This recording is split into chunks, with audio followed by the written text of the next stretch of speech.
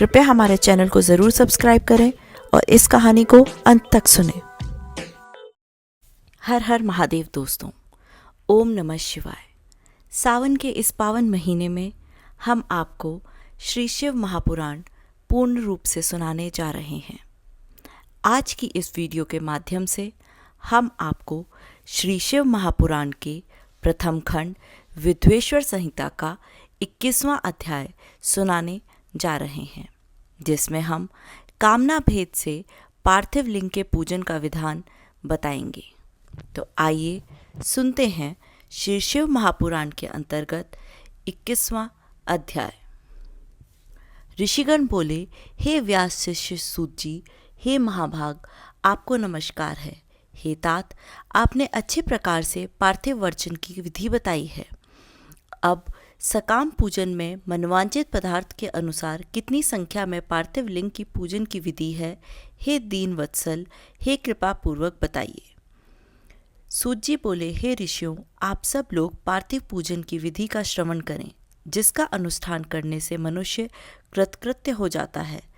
पार्थिव लिंग के पूजन को छोड़कर जो लोग अन्य देवों के यजन में लगे रहते हैं, उनकी यह पूजा, तप तथा दान आदि व्यर्थ हो जाता है। अब मैं कामना के अनुसार पार्थिव लिंगों की संख्या को बताता हूँ।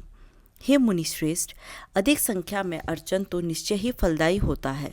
प्रथम आवाहन, तब प्रतिष्ठा, तदंतर सभी लिंगों का पूजन अलग अलग करना चाहिए। लिंगों का आकार तो एक समान ही रखना चाहिए। विद्या प्राप्ति की कामना से पुरुष भक्तिपूर्वक 1000 पार्थिव शिवलिंगों का पूजन करे। इससे निश्चय ही उस फल की प्राप्ति हो जाती है। धन चाहने वाले पुरुष को उसके आधे 500, पुत्र चाहने वाले को 1500 और वस्त्र की आकांक्षा रखने वाले को 500 शिवलिंग का पूजन करना चाहिए। मोक्ष की कामना वाले व्यक्ति को 1 करोड़ भूमि की अभिलाषा वाले को 1000, दया प्राप्ति की इच्छा वाले को 3000, तीर्थाटन की इच्छा रखने वाले को 2000 शिवलिंगों की पूजन करना चाहिए। मित्र प्राप्ति की इच्छा वाले को 3000 तथा अभिचार कर्मों में 500 से लेकर 1000 तक पार्थिव शिवलिंगों के पूजन की विधि है। कारागार आदि से बंधन से छुटकारा की इच्छा से 1500 तथा राजभय से मुक्ति की इच्छा से 500 शिवलिंगों का पूजन बुद्धिमानों को जानना चाहिए। चोर आदि के संकट से बचने के लिए 200 और डाकनी आदि के भय से मुक्ति हेतु 500 पार्थिव शिवलिंगों का पूजन बताया है। दरिद्रता से छुटकारे के लिए 5000 और सभी कामनाओं की सिद्धि के लिए 10,000 पार्थिव शिवलिंगों का पूजन करना चाहिए। हे मुनिश्रेष्ठ, अब मैं नित्य पूजन विधि बताता हूँ, आप लोग सुने। एक पार्थिव लिंग का नित्य पूजन पापों का नाश कराने वाला और 2 लिंगों का पूजन अर्थ को सिद्धि कराने वाला बताया गया है। 3 लिंगों का पूजन सभी कामनाओं की सिद्धि का मुख्य हेतु कहा गया है। पूर्व में बताई गई संख्या विधि में भी उत्तरोत्तर संख्या अधिक फलदायिनी होती है। अन्य मुनियों के मत से संख्या का जो अंतर है वह भी अब बताता हूँ। बुद्धिमान मनुष्य 10,000 पार्थिव शिवलिंगों का अर्चन करके महान राजभय से भी मुक्त होकर निर्भय हो जाता है। कारागार आदि से छूटने के लिए 10,000 लिंगों का अर्चन करना चाहिए और डाकनी आदि के भय से छूटने के लिए 7,000 लिंगार्चन करना चाहिए। पुत्रहीन पुरुष 55,000 लिंगार्चन करे। कन्या संतानी की प्राप्ति के लिए 10,000 लिंगार्चन हो जाती है। 10,000 लिंगार्चन से विष्णु आदि देवों के समान ऐश्वर्य प्राप्त हो जाता है। 10 लाख शिव लिंगार्चन से अतुल्य संपत्ति प्राप्त हो जाती है। जो मनुष्य पृथ्वी पर 1 करोड़ शिवलिंगों का अर्चन कर लेता है, वह तो शिव स्वरूप ही हो जाता है। इसमें संदेह नहीं करना चाहिए। पार्थिव पूजा करोड़ यज्ञों का फल प्रदान करने वाली है, इसलिए सकाम भक्तों के लिए यह भोग और मोक्ष दोनों प्रदान करती है। जिस मनुष्य का समय रोज बिना लिंगार्चन के व्यतीत होता है, उस दुराचारी तथा दुष्ट आत्मा व्यक्ति की महान हानि होती है। एक ओर सारे दान, विविध व्रत, तीर्थ, नियम और यज्ञ हैं तथा उनके समक्ष दूसरी ओर पार्थिव शिवलिंग का पूजन माना गया है। कलयुग में तो जैसा श्रेष्ठ लिंगार्चन दिखाई देता है, वैसा अन्य कोई साधन नहीं है। यह समस्त शास्त्रों का निश्चित सिद्धांत है। शिवलिंग भोग और मोक्ष देने वाला तथा विविध आपदाओं का निवारण करने वाला है। इसका नित्य अर्चन करके मनुष्य शिव सायुज्य प्राप्त कर लेता है। महर्षियों को शिव नाममय इस लिंग की नित्य पूजन करनी चाहिए। यह सभी लिंगों में श्रेष्ठ है, अतः विधान पूर्वक इसकी पूजा करनी चाहिए। हे मुनिवरों, परिणाम के अनुसार लिंग 3 प्रकार के कहे गए हैं, उत्तम, मध्यम और अधम। उसे आप लोग सुने, मैं बताता हूँ। जो 4 अंगुल ऊंचा और देखने में सुंदर हो तथा वेदी से युक्त हो, उस शिवलिंग को शास्त्रज्ञ महर्षियों ने उत्तम कहा है। उससे आधा मध्यम और उससे भी आधा अधम माना गया है।